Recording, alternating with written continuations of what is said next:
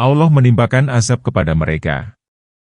Kalaulah Nabi bukan Rasul pembawa rahmat, niscaya dia menimpakan siksa atas mereka di dunia.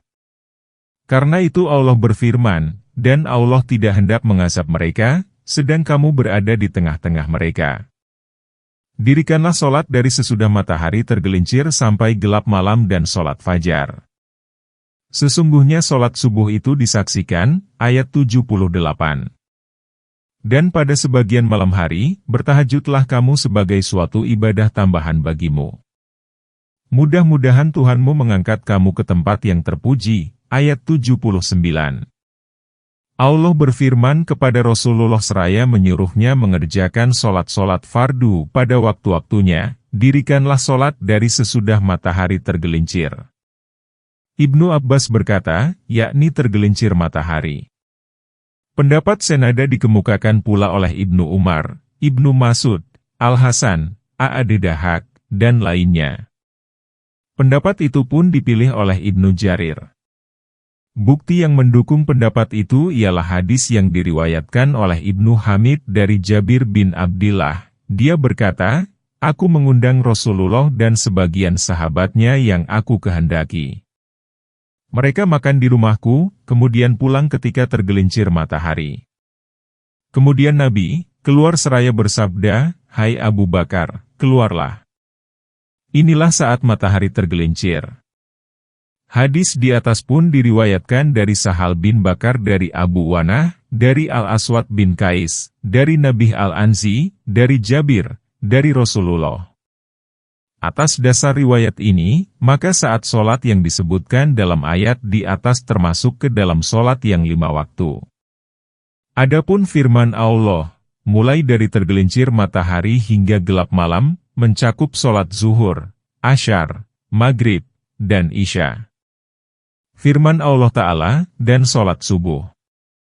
Terdapat sejumlah hadis mutawatir yang merinci waktu-waktu solat ini yang diterima oleh para pemeluk Islam dari para ulama salaf, generasi demi generasi, sebagaimana hal itu ditegaskan dalam pembahasannya masing-masing.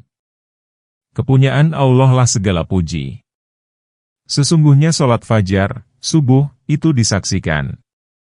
Al-Bukhari meriwayatkan dari Abu Hurairah bahwa Nabi bersabda, keunggulan solat berjamaah atas solat munfarid sebanyak 25 derajat. Malaikat malam dan malaikat siang berkumpul pada waktu solat fajar. Abu Hurairah berkata, jika kamu mau, bacalah ayat, dan solat fajar. Sesungguhnya solat fajar, subuh, itu disaksikan. Dalam hadis yang terdapat dalam Syahihain, hadis yang diriwayatkan dari Abu Hurairah, dari Nabi, beliau bersabda, malaikat malam dan malaikat siang silih berganti menjumpaimu. Mereka berkumpul dalam solat subuh dan dalam solat asyar. Para malaikat malam naik. Kemudian Tuhan bertanya, sedang dia lebih mengetahui terhadapmu, bagaimana keadaan hamba-hambaku saat kamu tinggalkan? Mereka menjawab, kami menemui mereka tengah mengerjakan solat dan kami meninggalkan mereka tengah mereka mengerjakan solat pula. Hadis muttafaq alaih. Firman Allah Ta'ala, dan pada sebagian malam hari bertahajudlah kamu sebagai suatu ibadah tambahan bagimu, merupakan perintah kepada Nabi agar mendirikan solat malam di samping solat fardu. Sebagaimana hal ini dikemukakan dalam Sahih Muslim dari Abu Hurairah, dari Rasulullah, Nabi ditanya, solat apakah yang paling utama selain solat fardu? Beliau menjawab, solat malam. Hadis muttafaq alaih. Karena itu, Allah Ta'ala menyuruh Rasul-Nya agar mendirikan solat malam, di samping solat fardu. Tahajud disebut solat malam karena ia dilakukan setelah tidur. Demikianlah menurut pendapat Al-Kamah, An-Nukhai, Al-Aswad, dan ulama lain yang tidak hanya seorang. Dan tahajud itulah yang dikenal dalam bahasa Arab. Firman Allah Ta'ala, mudah-mudahan Tuhanmu mengangkat kamu ke tempat yang terpuji. Yakni, laksanakanlah solat yang telah aku perintahkan kepadamu supaya kami mendudukanmu pada hari kiamat pada kedudukan yang terpuji sehingga kamu dipuji oleh seluruh makhluk dan oleh pencipta mereka yang maha tinggi dan maha suci. Ibnu Jarir berkata, Mayoritas ahli takwil berkata, makam itu ialah kedudukan yang ditempati Muhammad pada hari kiamat ketika dia memberi syafaat kepada manusia agar Tuhan memberi mereka sedikit rasa senang dari bencana hebat yang mereka alami hari itu. Aku, Ibnu Katsir, berkata, Rasulullah memiliki beberapa kemuliaan yang tidak dimiliki atau disamai oleh seorang pun. Kemuliaan itu sebagai berikut. Dia adalah orang yang pertama kali tanah terbelah untuk beliau. Dia bangkit dan berkendaraan menuju mahsyar. Dia memiliki panji yang Adam dan orang-orang yang sesudahnya berada di bawah panjinya. Dia memiliki telaga yang paling banyak dikunjungi orang. Dia memiliki syafaat, udhmah, besar, di sisi Allah yang akan memutuskan hukum di antara makhluk. Pemberian itu terjadi setelah manusia meminta syafaat kepada Adam, kepada Nuh, kepada Ibrahim, kepada Musa, dan kemudian kepada Isa. Masing-masing dari kelima nabi ini berkata, aku tidak berhak memberikan syafaat. Akhirnya, datanglah manusia kepada Muhammad. Dia berkata, akulah yang berhak memberikan syafaat. Karena itu, dia memberi syafaat kepada beberapa kaum yang telah disuruh masuk ke dalam neraka. Kemudian mereka dikembalikan dari neraka. Dialah nabi yang pertama kali menjalankan hukum di antara umatnya, di dunia, yang pertama kali melintasi sirat, jembatan, bersama umatnya, dan yang pertama kali memberi syafaat di surga. Demikianlah ditegaskan di dalam Sahih Muslim. Dalam hadis dikatakan bahwa seluruh orang mukmin tidak dapat masuk surga kecuali dengan syafaat Nabi. Beliaulah orang yang pertama kali masuk surga. Umatnya masuk surga sebelum umat lain. Beliau memberi syafaat kepada kaum yang amalnya tidak memadai untuk dapat masuk surga. Beliaulah pemilik wasilah, artinya sesuatu yang menyambung dan mendekatkan sesuatu dengan yang lain atas dasar keinginan yang kuat untuk mendekat. Tentu saja banyak cara yang dapat digunakan untuk mendekatkan diri kepada ridha Allah. Namun, kesemuanya haruslah yang dibenarkan oleh Allah, yaitu kedudukan tertinggi di surga yang tidak layak dimiliki kecuali oleh Dia. Apabila Allah telah mengizinkannya untuk memberikan syafaat kepada orang-orang yang durhaka, maka para malaikat, para nabi, dan kaum mukmin pun dapat memberi syafaat. Sedangkan beliau sendiri memberi syafaat kepada makhluk yang jumlahnya hanya diketahui oleh Allah Ta'ala. Tidak ada seorang pun yang memberi syafaat seperti dia dan tidak ada pemberian syafaat yang setara dengan dia. Berikut ini adalah hadis-hadis yang berkenaan dengan makam Al-Mahmud, kedudukan terpuji. Kepada Allah lah kami memohon pertolongan. 1. Bukhari meriwayatkan bahwa Ibnu Umar berkata, pada hari kiamat, manusia menjadi berlutut. Setiap umat mengikuti nabinya. Mereka berkata, hai fulan, berilah syafaat. Hingga berakhirlah permintaan syafaat itu kepada Muhammad. Itulah saat Allah menampilkan beliau pada kedudukan terpuji, hadis Bukhari. Hadis ini juga diriwayatkan oleh Hamzah bin Abdullah dari ayahnya dari Nabi. 2. Bukhari meriwayatkan dari Jabir bin Abdillah bahwa Rasulullah bersabda, barang siapa yang berdoa setelah mendengar azan, ya Allah pemilik seruan yang sempurna dan solat yang hendak didirikan ini, berikanlah kepada Muhammad wasilah dan keutamaan, tampilkanlah dia pada kedudukan yang terpuji yang telah engkau janjikan. Maka dia berhak mendapat syafaatku pada hari kiamat, hadis Bukhari. 3. Imam Ahmad meriwayatkan dari Ubay bin Ka'ab, Nabi bersabda, jika kiamat tiba, maka aku menjadi imam para nabi, khatib bagi mereka, dan pemberi syafaat untuk mereka. Namun, aku tidak sombong. Hadis ini dikemukakan pula oleh Tirmidzi. Dia berkata, hadis ini hasan dan sahih. Juga dikemukakan oleh Ibnu Majah. 4. Imam Ahmad rahimahullah meriwayatkan dari Abu Hurairah, Rasulullah bersabda, aku merupakan pemimpin anak Adam pada hari kiamat, orang yang pertama kali dibelah kuburnya pada hari kiamat, orang yang pertama kali menerima dan memberi syafaat. Dan katakanlah, "Ya Tuhanku, masukkanlah aku dengan masuk yang benar dan keluarkanlah aku dengan keluar yang benar dan berikanlah kepadaku dari sisi Engkau kekuasaan yang menolong." Ayat 80. Dan katakanlah, yang benar telah datang dan yang batil telah lenyap. Sesungguhnya yang batil itu adalah sesuatu yang pasti lenyap. Ayat 81. Qatadah berkata, "Dan katakanlah, ya Tuhanku, masukkanlah aku dengan masuk yang benar, yakni Madinah, dan keluarkanlah aku dengan keluar yang benar, yakni Mekah." Imam Ahmad meriwayatkan dari Ibnu Abbas, dia berkata bahwa adalah Nabi di Mekah, kemudian diperintahkan hijrah.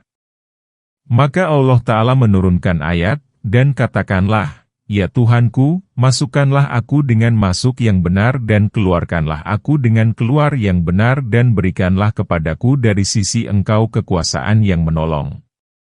Al-Hasan menafsirkan ayat ini, Allah menjanjikan kepada Muhammad bahwa dia benar-benar akan merenggut kerajaan Persia dan kemuliaannya, lalu memberikannya kepada Muhammad, merenggut kerajaan Romawi dan kemuliaannya, lalu memberikannya kepada beliau.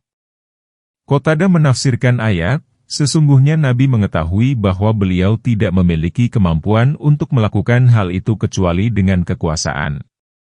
Maka dia meminta kepada Allah kekuasaan yang menolong kitab Allah, head, artinya tindak pidana dan sanksi pidananya sudah diatur sedemikian rupa dalam Nash Al-Quran dan Al-Hadis, Allah, kewajiban-kewajiban Allah, dan untuk menegakkan agama Allah, karena kekuasaan itu merupakan rahmat dari Allah yang ditempatkan di tengah-tengah hamba-hambanya.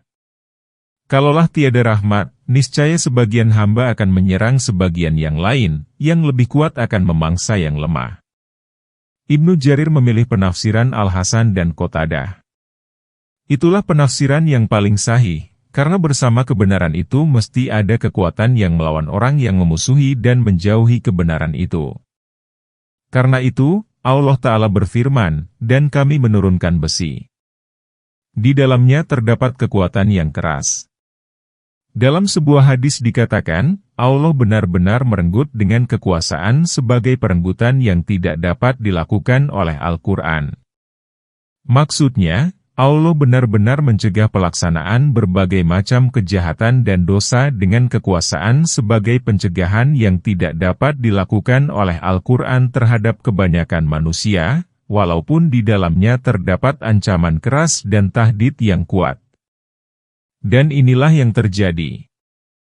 Firman Allah Ta'ala, "Dan katakanlah, yang benar telah datang dan yang batil telah lenyap," merupakan tahdid dan ancaman kepada kaum kafir Quraisy bahwasanya telah datang kepada mereka kebenaran dari sisi Allah, tanpa diragukan lagi. Kebenaran itu berupa penurunan Al-Quran, keimanan, dan ilmu yang bermanfaat. Dan hancurlah serta binasalah kebatilan mereka, karena kebatilan itu tidak akan kokoh dan kekal bersama dengan kebenaran. Tetapi kami melontarkan yang hak kepada yang batil, lalu yang hak itu menghancurkannya, maka dengan serta-merta yang batil itu lenyap. Al-Bukhari meriwayatkan dari Ibnu Mas'ud, dia berkata, Nabi memasuki Mekah, sementara di sekitar Ka'bah terdapat 360 berhala.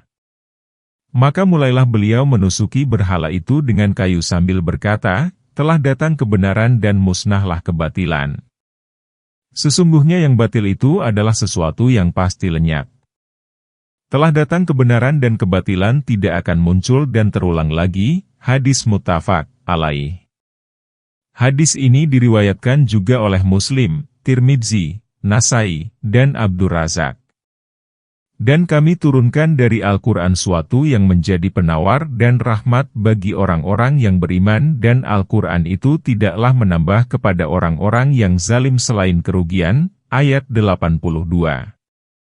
Allah Ta'ala memberitahukan mengenai kitabnya yang diturunkan kepada Rasulullah yang tidak mengandung kebatilan bahwa kitab itu merupakan penawar dan rahmat bagi orang-orang yang beriman. Maksudnya, kitab itu melenyapkan berbagai penyakit hati seperti ragu, nifak, syirik, penyimpangan, dan kecenderungan kepada kebatilan. Al-Quran menyembuhkan semua penyakit itu. Al-Quran pun merupakan rahmat yang menghasilkan keimanan, hikmah, pencarian kebaikan, dan kegemaran kepada kebaikan. Semua ini hanya diperoleh oleh orang yang beriman, membenarkan, dan mengikuti Al-Quran. Adapun orang kafir yang menzalimi dirinya sendiri dengan kekafirannya itu, maka penyimakan terhadap Al-Quran hanyalah membuat dia semakin jauh dan kafir. Bencana ini berpangkal dari diri si kafir, bukan dari Al-Quran. Allah Ta'ala berfirman, dan apabila diturunkan suatu surat, maka di antara mereka ada yang berkata, siapakah di antara kamu yang bertambah imannya dengan surat ini? Adapun orang-orang yang beriman, maka surat itu menambah imannya, sedang mereka merasa gembira. Sedangkan orang-orang yang di dalam hatinya ada penyakit, maka dengan surat itu bertambahlah kekafiran mereka di samping kekafirannya yang telah ada, dan mereka mati dalam keadaan kafir. Surat At-Taubah, ayat 124 dan 125. Firman Allah Ta'ala, dan Al-Quran itu tidaklah menambah kepada orang-orang yang zalim selain kerugian, yakni dia tidak memanfaatkan, memelihara, dan memperhatikan Al-Quran, karena sesungguhnya Allah telah menjadikan Al-Quran ini sebagai penawar dan rahmat bagi orang-orang yang beriman. Dan apabila kami berikan kenikmatan kepada manusia, niscaya berpalinglah dia dan membelakang dengan sikap yang sombong. Dan apabila dia ditimpa kesusahan, niscaya dia berputus asa. Ayat 83. Katakanlah, tiap-tiap orang berbuat menurut keadaannya masing-masing. Maka Tuhanmu lebih mengetahui siapa yang lebih benar jalannya. Ayat 84. Allah Ta'ala memberitahukan tentang kekurangan manusia kecuali orang yang dilindungi Allah pada saat lapang dan sempit. Sesungguhnya apabila Allah menganugerahkan nikmat harta, kesehatan, rezeki, dan pertolongan kepada manusia, maka dia berpaling dari ketaatan dan peribadatan kepada Allah serta menjauhinya. Mujahid menafsirkan, maka dia menjauhi kami. Hal ini seperti firman Allah Ta'ala, setelah dia menyelamatkan kamu ke daratan, maka kamu berpaling. Dan, sesungguhnya, apabila dia ditimpa kesulitan, berupa berbagai musibah dan bencana, maka dia berputus asa dari perolehan kebaikan. Hal ini pun seperti firman Allah Ta'ala, dan apabila kami rasakan rahmat kepada manusia dari sisi kami, kemudian kami mencabutnya dari dirinya, maka sesungguhnya dia benar-benar berputus asa lagi ingkar. Surat Hud, ayat 9. Firman Allah Ta'ala, katakanlah, tiap-tiap orang berbuat menurut keadaannya masing-masing. Yakni, menurut tradisi dan caranya. Ayat ini, dan Allah lebih mengetahui, merupakan ancaman bagi kaum musyrik. Penggalan ini seperti firman Allah Ta'ala, dan katakanlah kepada orang-orang yang beriman, berbuatlah menurut kemampuanmu. Karena itu, Allah Ta'ala berfirman, katakanlah, tiap-tiap orang berbuat menurut caranya masing-masing. Maka Tuhanmu lebih mengetahui siapa yang lebih benar jalannya, kami ataukah kamu? Dia akan membalas setiap orang sesuai dengan perbuatannya. Sesungguhnya tidak ada satu perkara pun yang samar baginya. Dan mereka bertanya kepadamu tentang ruh. Katakanlah, ruh itu termasuk urusan Tuhanku. Dan tidaklah kamu diberi pengetahuan melainkan sedikit. Ayat 85. Imam Ahmad bin Abdullah bin Mas'ud meriwayatkan bahwa Ibnu Mas'ud berkata, aku tengah berjalan bersama Rasulullah di suatu kebun di Madinah. Beliau menyandarkan tubuh kepada asib, artinya tiang yang kuat. Tiba-tiba datanglah sekelompok Yahudi. Sebagian mereka berkata kepada yang lain, tanyakanlah kepadanya tentang ruh. Yang lain berkata, jangan. Perawi berkata, maka mereka menanyakan tentang ruh. Mereka berkata, hai Muhammad, apakah ruh itu? Beliau masih menyandarkan tubuhnya pada asib, tiang yang kuat. Perawi berkata, aku menduga bahwa beliau tengah menerima wahyu. Kemudian beliau bersabda, dan mereka bertanya kepadamu tentang ruh. Katakanlah, ruh itu termasuk urusan Tuhanku. Dan tidaklah kamu diberi pengetahuan melainkan sedikit. Perawi berkata, sebagian Yahudi berkata kepada yang lain, sudah kami katakan, jangan bertanya kepadanya tentang ruh, hadis muttafaq alaih. Hadis ini diriwayatkan pula oleh Bukhari dan Muslim dari Amasi. Dari kisah tersebut juga tampak secara sekilas bahwa ayat itu merupakan ayat Madaniyah, bahwa ayat itu diturunkan tatkala kaum Yahudi menanyakan tentang ruh kepada Nabi di Madinah. Namun, secara keseluruhan surah ini merupakan surah Makkiyah. Hal ini berdasarkan hadis yang diriwayatkan oleh Imam Ahmad dari Ibnu Abbas. Dia berkata, kaum Quraisy berkata kepada kaum Yahudi, berilah kami permasalahan untuk kami tanyakan kepada Nabi. Yahudi berkata, tanyakanlah kepadanya tentang ruh. Lalu kaum Quraisy menanyakannya, dan turunlah ayat, dan mereka bertanya kepadamu tentang ruh. Katakanlah, ruh itu termasuk urusan Tuhanku. Dan tidaklah kamu diberi pengetahuan melainkan sedikit. Kaum Yahudi berkata, kami diberi ilmu, pengetahuan, yang banyak dan kami diberi Taurat. Barang siapa yang diberi Taurat, berarti diberi kebaikan yang banyak.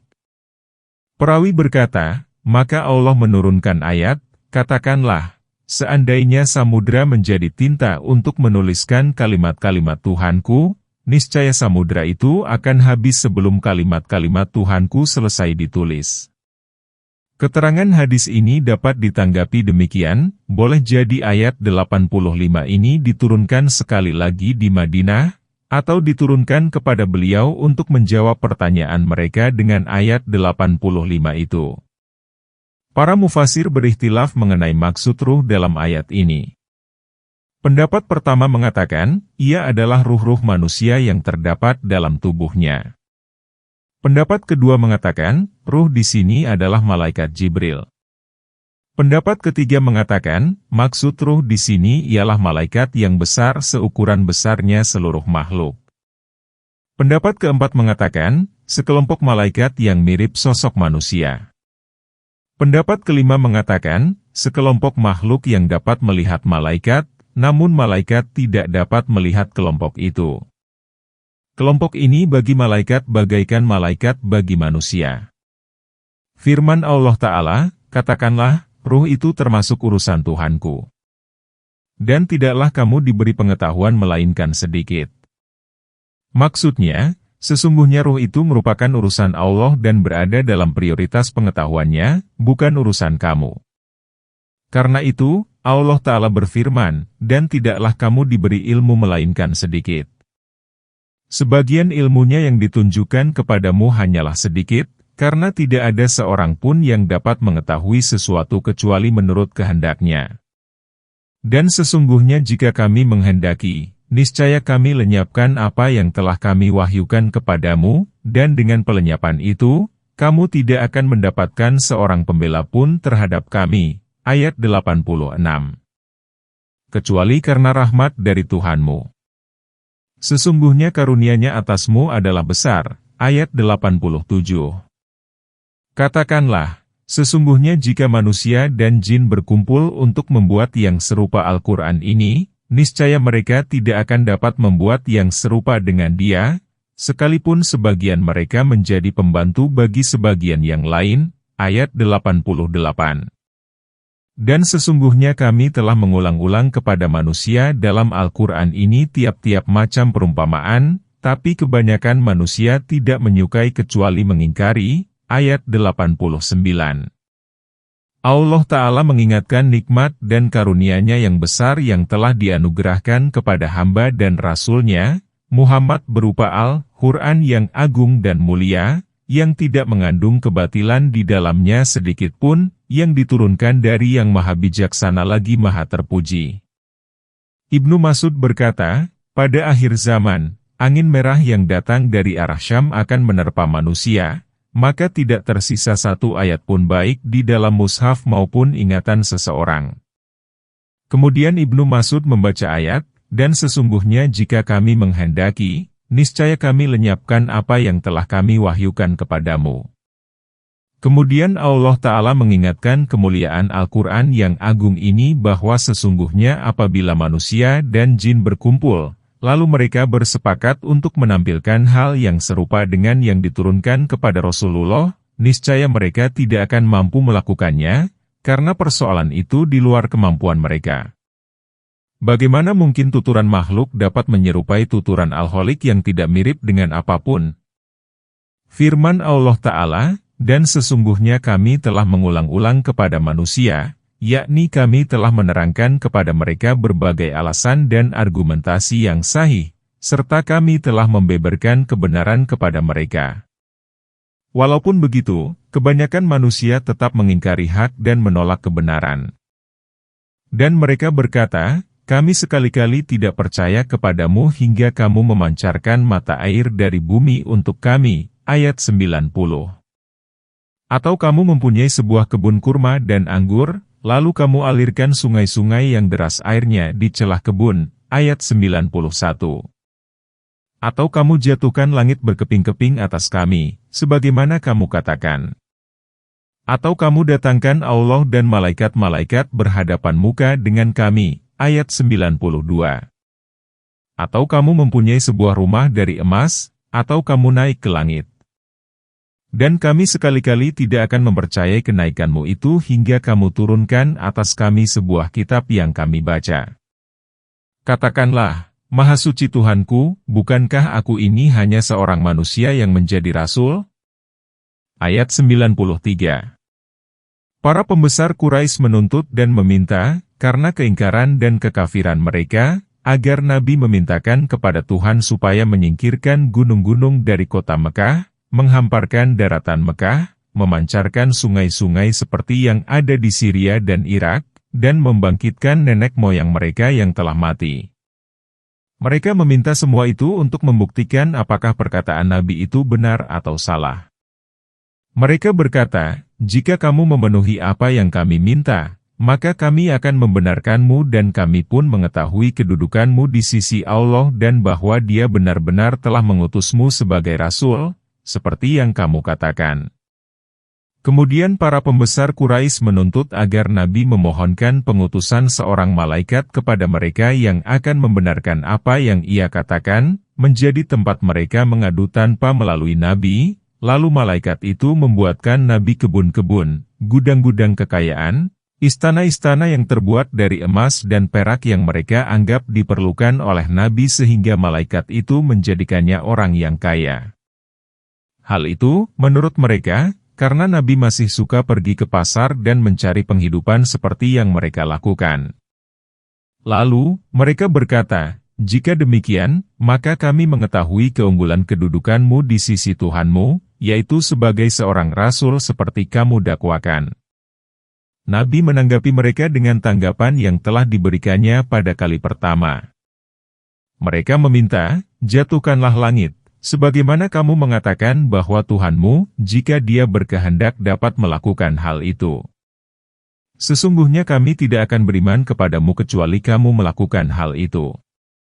Rasulullah berkata kepada mereka, hal itu wewenang Allah. Jika Dia berkehendak, maka Dia akan melakukannya terhadap kalian. Mereka berkata, hai Muhammad, apakah Tuhanmu mengetahui bahwa kami akan duduk bersamamu, lalu menanyakan kepadamu apa yang telah kami tanyakan dan memintamu apa yang telah kami pinta, lalu Dia memberikan dan mengabarkan kepadamu apa yang kami minta dan tanyakan? Apakah Dia memberitahukan kepadamu apa yang akan dilakukannya terhadap kami, jika kami tidak menerima apa yang kamu bawa? Sesungguhnya kami mendapat informasi bahwa kamu hanya diajari oleh seseorang dari Yamamah yang bernama Ar-Rahman. Demi Allah, kami tidak akan pernah percaya kepada Ar-Rahman. Dan untuk itu, kami minta maaf. Demi Allah, kami tidak akan membiarkanmu dan polahmu sehingga kami membinasakanmu atau kamu membinasakan kami. Salah seorang Quraisy berkata, kami tidak akan percaya kepadamu sebelum kamu menampilkan Allah dan malaikat dalam posisi berhadapan. Setelah mereka berkata demikian, Rasulullah pun bangkit meninggalkan mereka. Ikut pula bersamanya Abdullah bin Abi Umayyah bin Al-Mughirah Al-Mahzumi. Dia adalah anak Atikah binti Abdul Muthalib. Abdullah berkata, hai Muhammad, kaummu telah memberimu berbagai tawaran, namun kamu menolaknya. Kemudian mereka menanyakan kepadamu berbagai perkara yang mereka gunakan untuk mengetahui kedudukanmu di sisi Allah, namun kamu tidak menggubrisnya. Kemudian mereka pun meminta agar kamu menyegerakan azab yang kamu gunakan untuk menakut-nakuti mereka. Demi Allah, kami tidak akan pernah beriman kepadamu sebelum kamu membuat tangga ke langit, lalu kamu menaikinya, sementara aku melihatmu, sehingga kamu tiba di langit, lalu membawa kitab yang terbuka, dan kamu pun diiringi oleh 4 malaikat yang mempersaksikan kebenaran apa yang kamu katakan. Demi Allah, jika kamu melakukannya, niscaya aku membenarkanmu. Kemudian Rasulullah pulang dalam keadaan berduka cita lantaran tidak berhasil meraih apa semula diharapkan akan diperoleh dari kaumnya tatkala mereka mengundangnya. Beliau bersedih setelah melihat mereka menjauhi dirinya. Andaikan mereka yang duduk di majelis itu bertujuan untuk memperoleh kejelasan dan bimbingan dari Nabi, niscaya pertanyaan-pertanyaan dan permintaan mereka dipenuhi. Namun, Allah mengetahui bahwa pertanyaan dan permintaan mereka itu diajukan karena kekafiran dan keingkaran mereka. Firman Allah Ta'ala, sehingga kamu memancarkan mata air dari bumi untuk kami, lalu mengalir. Mereka meminta kepada Nabi agar mengalirkan sebuah mata air untuk mereka di wilayah Hijaz, di sana, dan di sini. Hal itu mudah bagi Allah Ta'ala dan sepele. Jika Dia berkehendak, niscaya Dia melakukannya, dan niscaya Dia memenuhi segala permintaan mereka. Namun, Dia mengetahui bahwa mereka tidak akan beroleh hidayah. Masalah ini seperti firman Allah Ta'ala, kalau sekiranya kami turunkan malaikat kepada mereka dan orang-orang yang telah mati berbicara dengan mereka dan kami kumpulkan segala sesuatu ke hadapan mereka, niscaya mereka tidak akan beriman. Surat Al-An'am ayat 111. Firman Allah Ta'ala, atau kamu jatuhkan langit berkeping-keping atas kami, sebagaimana kamu katakan.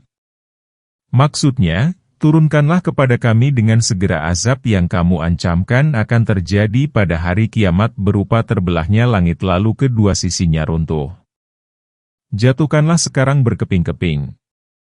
Hal ini seperti yang dikatakan oleh kaum Syuaib, jatuhkanlah kepada kami gumpalan-gumpalan dari langit, jika kamu termasuk orang-orang yang benar. Lalu Allah menyiksa mereka dengan azab pada peristiwa naungan awan. Sesungguhnya yang demikian itu merupakan azab pada hari yang hebat. Adapun Nabi pembawa rahmat meminta kepada Allah agar siksa tersebut ditangguhkan dengan harapan mudah-mudahan Allah melahirkan dari mereka keturunan yang beribadah kepadanya dan tidak menyekutukannya dengan apapun. Dan itulah yang terjadi. Di antara keturunan orang-orang Quraisy yang kafir ada yang masuk Islam dengan baik, termasuk Abdullah bin Abi Umayyah yang kisahnya telah dikemukakan. Dia memeluk Islam dengan sempurna dan kembali kepada Allah Azza wa Jalla, Allah yang Maha Mulia dan Maha Besar. Firman Allah Ta'ala, atau kamu mempunyai sebuah rumah dari emas.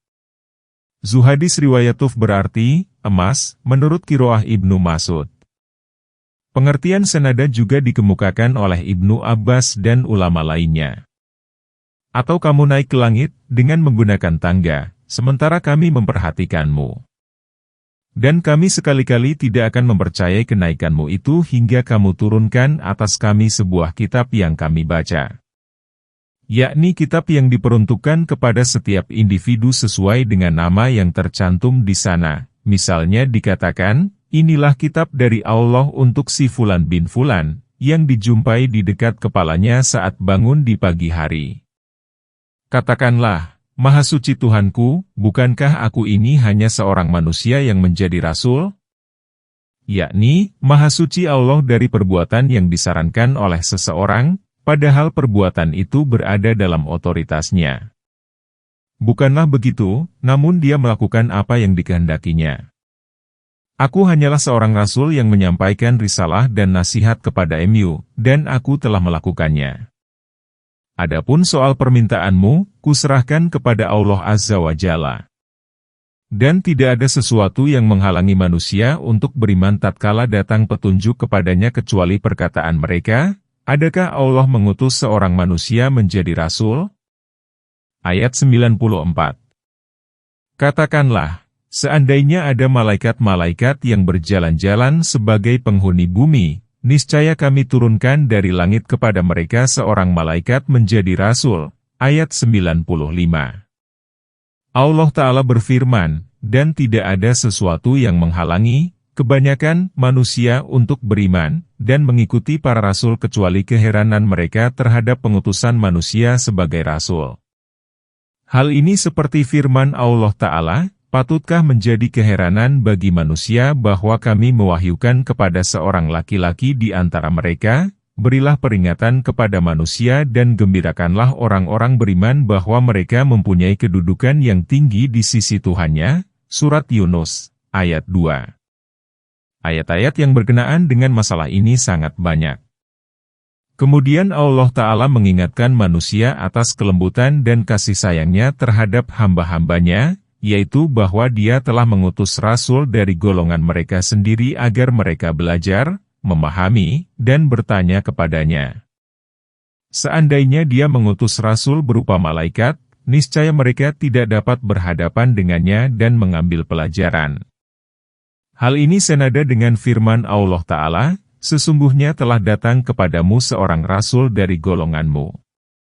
Oleh karena itu, dalam surah ini Allah berfirman, katakanlah, seandainya ada malaikat-malaikat yang berjalan-jalan sebagai penghuni bumi, niscaya kami turunkan dari langit kepada mereka seorang malaikat menjadi rasul, yakni dari golongan mereka. Karena kamu manusia, maka kami pun mengutus rasul kami dari kalangan manusia sebagai kasih sayang atasmu. Katakanlah, cukuplah Allah menjadi saksi antara aku dan kamu sekalian. Sesungguhnya Dia adalah Maha Mengetahui lagi Maha Melihat terhadap hamba-hambanya. Ayat 96. Allah Ta'ala berfirman dengan nada menunjukkan Nabi kepada alasan yang efektif dalam menghadapi kaumnya mengenai kebenaran risalah yang dibawanya. Yaitu, Allah menjadi saksi antara aku dan kamu sekalian, Maha Mengetahui terhadap risalah yang aku bawa. Jika aku berdusta, niscaya Dia menyiksaku dengan berat. Hal ini seperti firman Allah Ta'ala, seandainya Dia mengada-adakan perkataan atas nama kami, niscaya benar-benar kami pegang Dia tangan kanannya, kemudian benar-benar kami potong urat tali jantungnya. Al-Haqqah 44-46.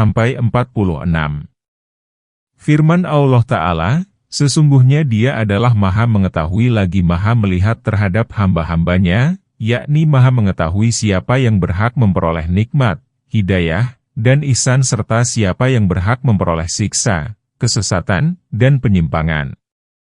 Karena itu, Allah Ta'ala berfirman, dan barang siapa yang ditunjuki Allah, Dialah yang mendapat petunjuk dan barang siapa yang Dia sesatkan, maka sekali-kali kamu tidak akan mendapat penolong-penolong bagi mereka selain dari Dia. Dan kami akan mengumpulkan mereka pada hari kiamat di atas muka mereka dalam keadaan buta, bisu, dan tuli. Tempat kediaman mereka adalah neraka jahanam. Setiap kali nyala api jahanam itu akan padam, kami tambah bagi mereka nyalanya. Ayat 97. Allah Ta'ala memberitahukan tentang pengaturannya terhadap makhluknya, pelaksanaan hukumnya, dan bahwasanya tidak ada yang dapat menolak hukumnya. Barang siapa yang ditunjuki Allah, maka tidak ada yang dapat menyesatkannya.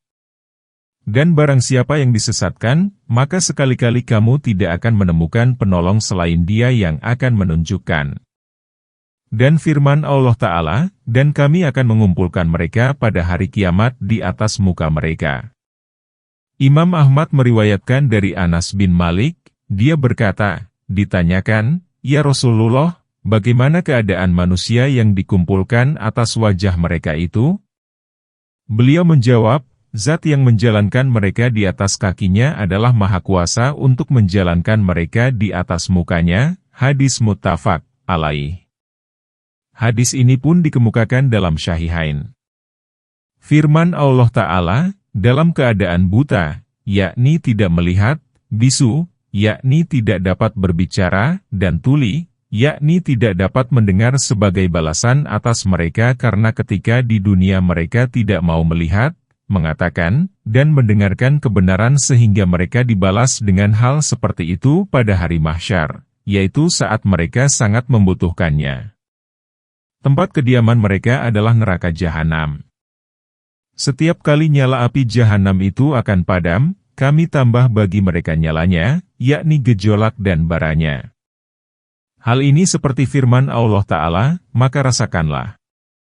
Tidaklah kami menambah bagimu kecuali azab. Itulah balasan bagi mereka, karena sesungguhnya mereka kafir kepada ayat-ayat kami dan berkata, apakah bila kami telah menjadi tulang belulang dan benda-benda yang hancur, kami benar-benar akan dibangkitkan kembali sebagai makhluk baru. Ayat 98. Dan apakah mereka tidak memperhatikan bahwasanya Allah yang menciptakan langit dan bumi adalah berkuasa menciptakan yang serupa dengan mereka, dan telah menetapkan waktu tertentu bagi mereka yang tidak ada keraguan padanya. Maka orang-orang zalim itu tidak menghendaki kecuali kekafiran. Ayat 99. Allah Ta'ala berfirman, balasan yang kami berikan kepada mereka berupa pembangkitan dalam keadaan buta, bisu, dan tuli merupakan pembalasan yang berhak mereka terima, karena mereka telah mendustakan kepada ayat-ayat kami, yakni kepada dalil-dalil dan alasan-alasan kami, serta mereka pun memandang mustahil terjadinya ba'ats, artinya hari kebangkitan. Dan mereka berkata, apakah bila kami telah menjadi tulang belulang dan benda-benda yang hancur, kami benar-benar akan dibangkitkan kembali sebagai makhluk baru? Yakni, apakah kami akan dibangkitkan kedua kalinya setelah hancur dan binasa? Lalu Allah Ta'ala mengingatkan mereka akan kekuasaannya atas hal itu. Karena Allah adalah zat yang menciptakan langit dan bumi, maka membangkitkan mereka itu adalah lebih mudah baginya. Hal ini sebagaimana firman Allah Ta'ala, sesungguhnya penciptaan langit dan bumi itu lebih besar daripada penciptaan manusia. Sedangkan dalam surah ini Allah Ta'ala berfirman, dan apakah mereka tidak memperhatikan bahwasanya Allah yang menciptakan langit dan bumi adalah berkuasa menciptakan yang serupa dengan mereka. Yakni, pada hari kiamat, tubuh mereka dikembalikan dan diciptakan kembali seperti pada pertama kali. Dan firman Allah Ta'ala, dan telah menetapkan waktu tertentu bagi mereka yang tidak ada keraguan padanya. Yakni, Allah telah menetapkan waktu tertentu yang mesti ditepati untuk membangkitkan dan membangunkan mereka dari kuburnya. Hal ini sebagaimana firman Allah Ta'ala, dan tidaklah kami mengakhirkannya kecuali untuk waktu-waktu yang telah ditentukan. Firman Allah Ta'ala, maka orang-orang zalim itu tidak menghendaki, yakni setelah mereka diberi alasan, kecuali kekafiran, yakni bersikukuh dalam kekafirannya. Katakanlah, seandainya kamu menguasai berbagai perbendaharaan rahmat Tuhanku, niscaya perbendaharaan itu kamu tahan, karena takut membelanjakannya. Dan adalah manusia itu sangat kikir. Ayat 100. Allah Ta'ala berfirman kepada Rasulullah, hai Muhammad, katakanlah kepada mereka, jika kamu, wahai manusia, memiliki kekuasaan untuk mengatur berbagai perbendaharaan rahmat Allah, niscaya kamu akan menahannya karena khawatir habis lalu kamu memerlukannya, padahal ia tidak akan pernah habis, karena hal itu merupakan tabiatmu.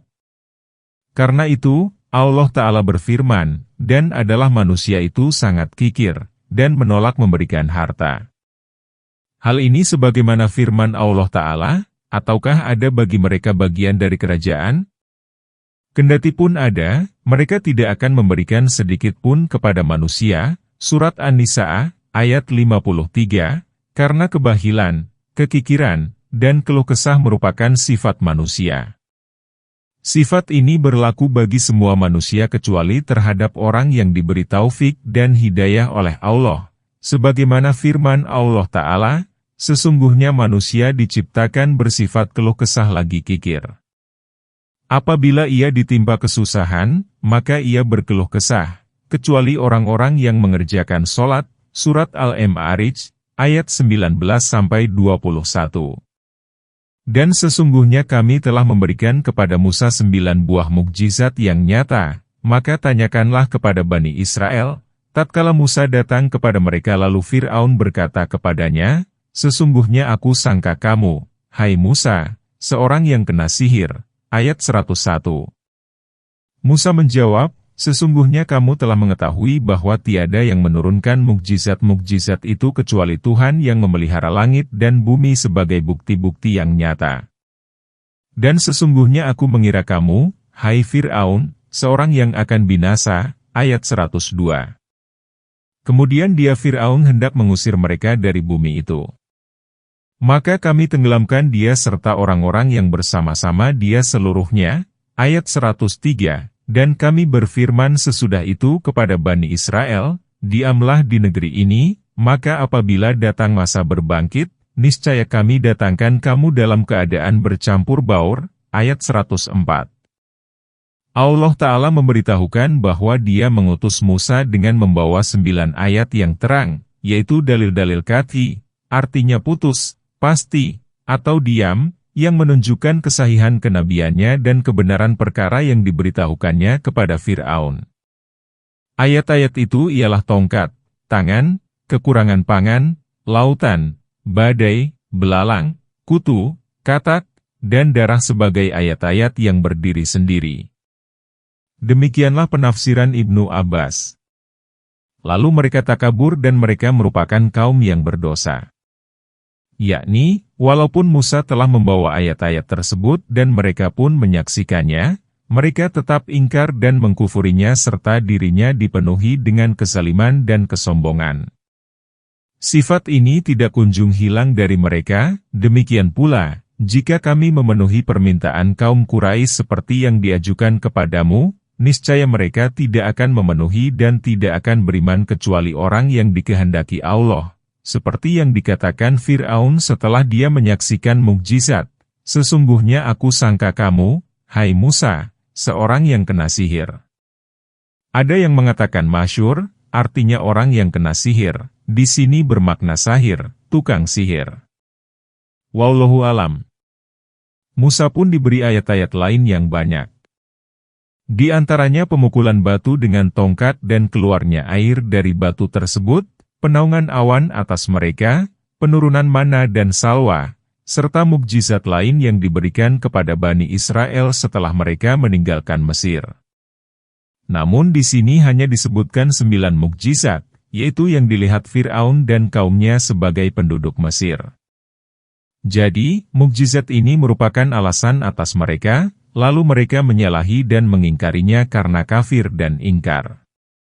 Firman Allah Ta'ala, Musa menjawab, sesungguhnya kamu telah mengetahui bahwa tiada yang menurunkan mukjizat-mukjizat itu kecuali Tuhan yang memelihara langit dan bumi sebagai bukti-bukti yang nyata. Yakni, tiada yang menurunkan 9 mukjizat ini kecuali Tuhan langit dan bumi sebagai alasan dan dalil yang menunjukkan kebenaran risalah yang dibawanya.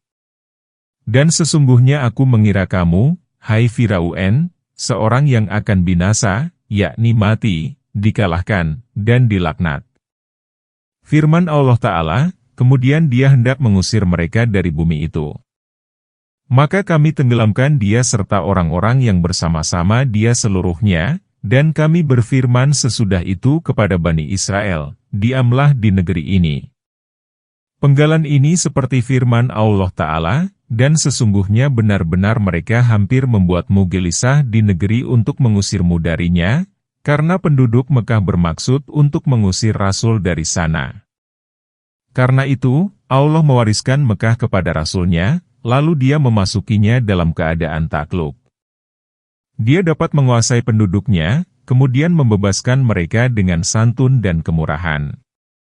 Hal ini sebagaimana Allah telah mewariskan bumi belahan timur dan barat kepada Bani Israel yang diintimidasi serta mewariskan kepada mereka negeri Fir'aun, Mesir, harta, tanaman, buah-buahan, dan perbendaharaannya. Apabila datang masa berbangkit, niscaya kami datangkan kamu dalam keadaan bercampur baur dengan musuhmu. Dan kami menurunkannya dengan membawa kebenaran dan Al-Quran itu telah turun dengan sebenar-benarnya.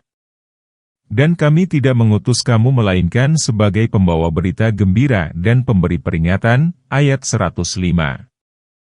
Dan Al-Quran itu telah kami turunkan berangsur-angsur agar kamu membacakannya perlahan-lahan kepada manusia dan kami menurunkannya bagian demi bagian, ayat 106.